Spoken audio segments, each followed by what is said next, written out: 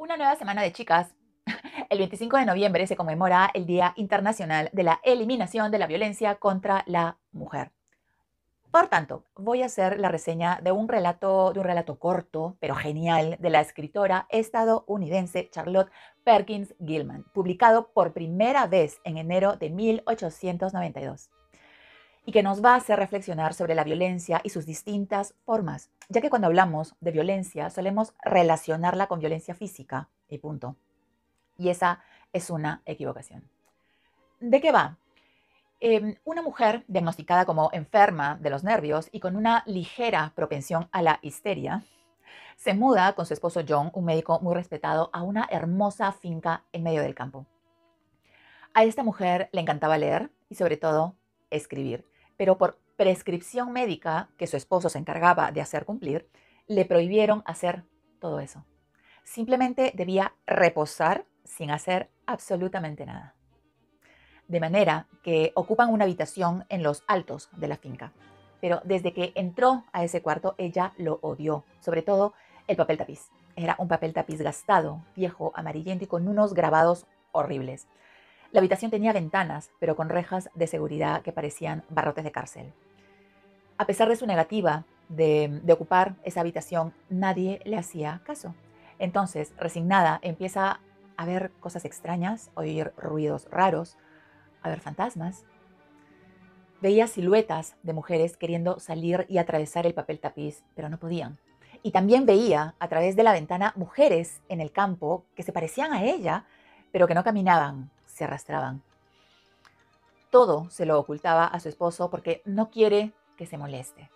Pero igual llega un momento en que no puede más y vuelve a insistir en que quiere volver a sus antiguas actividades, a hacer lo que le gusta, pero su esposo se lo niega.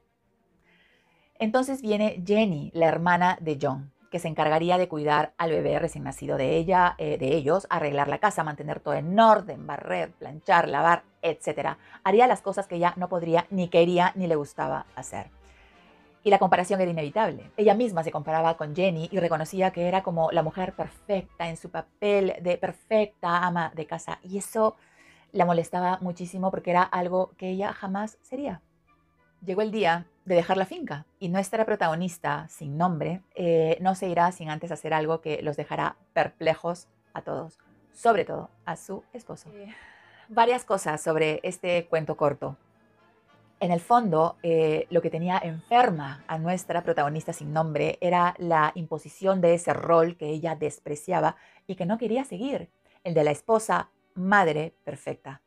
Ella se rebelaba ante esa idea y crea una realidad paralela que simboliza su propia reclusión. Creo que el detalle de no tener nombre en la trama es un detalle importante, usado por varios autores, porque forma parte de no tener nada, de no ser dueña de nada, ni siquiera de sus propios actos ni deseos, porque tenía que hacer lo que su esposo y la corrección política de la época mandaban y ordenaban. La autora nos presenta esa habitación como el ambiente opresivo que atrapa a esta mujer y no le permite ser libre. Evidentemente la protagonista es la autora, que sufrió en carne propia esta cura de reposo para remediar su condición nerviosa cuando solo era una depresión posparto que sufren todas las mujeres, pero que en aquella época no estaba diagnosticada.